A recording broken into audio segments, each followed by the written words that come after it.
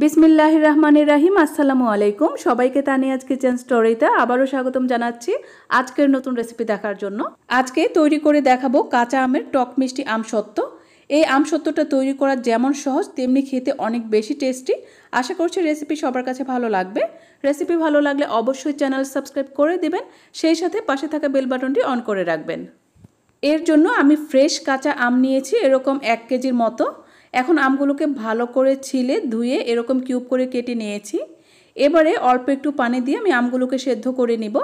যেহেতু আম সেদ্ধ হতে খুব বেশি সময় লাগে না, তাই এমন পরিমাণে পানিটা দিতে হবে যাতে করে পরবর্তীতে আমসত্ত্বর যে গোলাটা সেটা অনেক বেশি পাতলা না হয়ে যায়। প্রায় 10 থেকে 15 মিনিট এরকমভাবে সেদ্ধ করার পরে আমগুলো অনেক সুন্দরভাবে গলে যাবে, মানে নরম হয়ে যাবে। দেখেন স্প্যাচুলা দিয়ে নাড়াচাড়া করতেই কিন্তু আমগুলো গলে যাচ্ছে।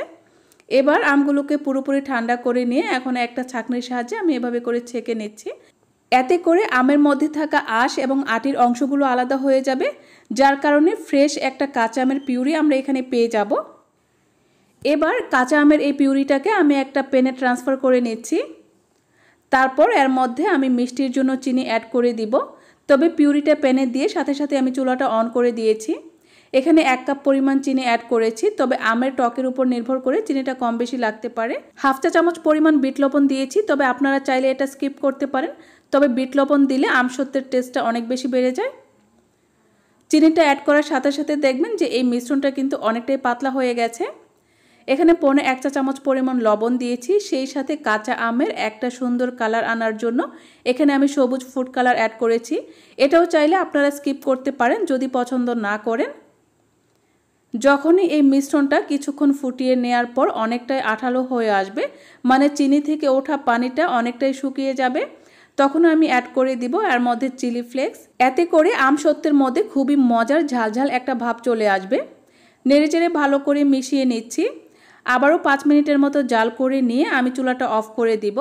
এর থেকে বেশি ঘন করার দরকার নেই, কারণ ঠান্ডা হওয়ার পর কিন্তু এটা আরও কিছুটা ঘন হয়ে যাবে। এবার যে ডিশে আমি এই আমসত্ত্বটা ছড়িয়ে দিব তার মধ্যে সামান্য একটু সরিষার তেল দিয়ে আমি ব্রাশ করে নিচ্ছি।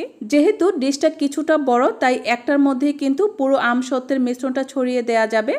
আর একটু পাতলা করে দিলে দেখা যাবে যে একদিনের মধ্যেই সম্পূর্ণটা ভালো করে শুকিয়ে যাবে। আমি একটু পাতলা করে ছড়িয়ে দিচ্ছি।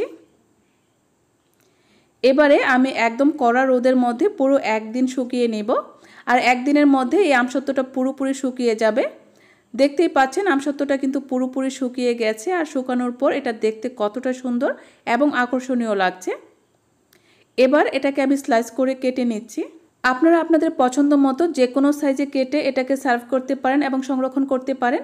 আর এই আমসত্ত্বটা কিন্তু অনেক দিন পর্যন্ত সংরক্ষণ করে খাওয়া যায়, আপনারা সেটা ভালো করেই জানেন। যেহেতু আমি এখানে অল্প করে তৈরি করেছি, তাই এটা কিন্তু একদিনেই খাওয়া শেষ হয়ে যাবে, কারণ হচ্ছে এই আমসত্ত্বটা অনেক বেশি টেস্টি হয়।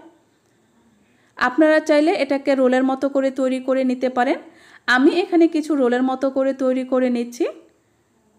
তারপর আবার ক্যান্ডির মতো করে কেটেও ছোট ছোট করে সার্ভ করতে পারেন, এতে করে বাচ্চারা অনেক বেশি পছন্দ করে আর একটা একটা করে ক্যান্ডি নিয়ে টপাটপ খেয়ে ফেলে। আশা করছি আজকের রেসিপি সবার কাছে ভালো লেগেছে। রেসিপি ভালো লাগলে অবশ্যই ভিডিওটিতে লাইক এবং কমেন্ট করে দিবেন, সেই সাথে আপনার ফ্রেন্ডস এবং ফ্যামিলির সাথে শেয়ার করবেন। সাথে থাকার জন্য সবাইকে অনেক অনেক ধন্যবাদ। আল্লাহ হাফেজ।